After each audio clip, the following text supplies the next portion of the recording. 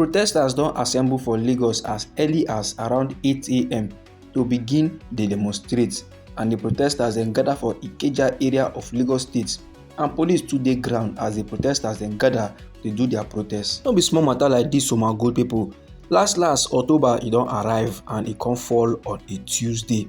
Like this now my good people, protesters wey be countrymen dey don gather for Ikeja under bridge for Lagos State, Nigeria, as the country dey celebrate im 64th Independence Day anniversary. The October 1st 2024 protest wey dem tag Fearless in October, e dey come just 2 months after the August #EndBadGovernance protest. And you see these two protests my good people, they are very much similar, as young people now dey demand for reversal of petrol subsidy removal and electricity tariff increase. You know say as President Bola Ahmed Tinubu enter office, he sharply remove fuel subsidy, and along the line he come implement some kind policies wey come dey choke the general public, and those kind policies e include the electricity tariff increment. So like this now, countrymen don enter streets and they come carry placards wey dem write things like reverse fuel and electricity tariff now, drop the false charges against EndBadGovernance protesters, no to IMF/World Bank policies, among other things my good people. The former presidential candidate of the African Action Congress and activist wey dey go by the name Omoyele Sowore, he don follow join body. He don answer present for the Lagos State protest ground.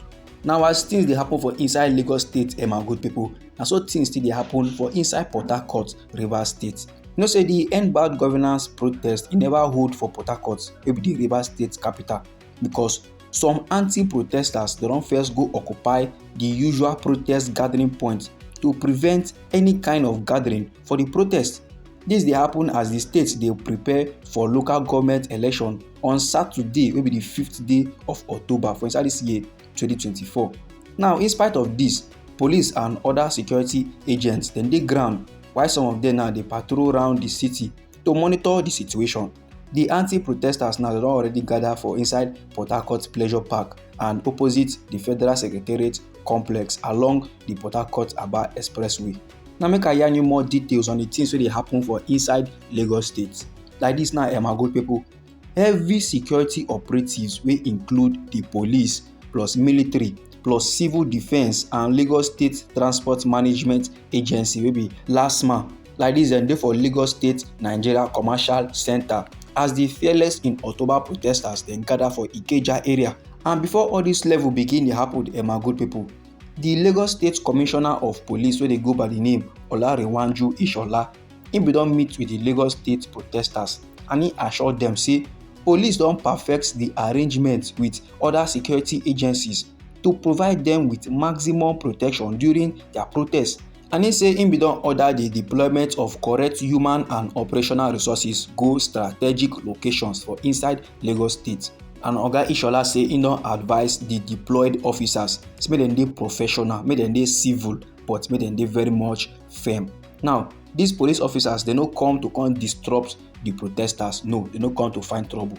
They are here to protect the protesters, and they are here to make sure say the protesters now, jaguda people no dey among them wey plan to come scatter the infrastructure of the state. You understand? Because many fit come outside now but with different motive.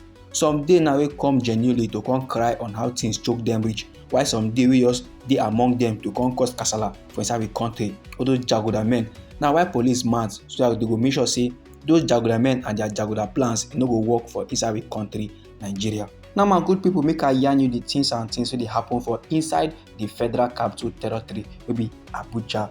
You know say as our green white green country dey mark their 64th Independence Day anniversary, hundreds of country people they don carry their matter enter streets of Abuja to go do protest wey dem tag Fearless in October, and they call for an end to the bad governance. Now we no know how other countries go dey raise matter wey dey happen for inside the country Nigeria, because our politicians now fit dey travel abroad to go preach about democracy and how things be for inside the country Nigeria. But if dem look deep to inside our country, you go see am say country people dey protest against the government, they dey cry against bad governance. So we no know wetin they dey think about our country Nigeria, but we know say it's nothing good to write home about. But you see this protest my good people, this very much demonstration, It was organized by various civil society groups plus activists and concerned country people. The hardship of a country like this don bring everybody together. Everybody now don become one sake of the frustration of the policy of a country Nigeria plus the economic and social challenges wey we dey face. And this event this protest e don revive the End Bad Governance in Nigeria movement wey happen 2 months ago for inside the month of August. Countrymen dey para well well like this, they no get joy at all. They dey wave placards with bold messages like "Enough is enough," "End Bad Governance now," and "We demand accountability." E no surprise anybody say most of the protesters na youth dem be, and currently they dey march dey go the heart of the Nigerian capital. And the #1 organizer of this Fearless in October protest na the prominent human rights activist and former presidential candidate of the AAC, im dey go by the name Omoyele Sowore. Now make I yarn you another legit my good people. You know say as many country youths now they don enter streets to come protest, I know say many go still dey for house. They go feel as if e no get need for them to come outside come cry out. They go feel as if last the government they no go hear their cry. But now I'll give you small highlights of how things be for inside we country Nigeria. You know say the aim of this protest wey the organizers they say go dey peaceful na to end bad governance and the hardship wey country people dey face. Nigeria dey experience im worst economic crisis ever recorded in the history. And the evidence of this statement na the rise in food prices and the increment wey come plaster on top fuel too.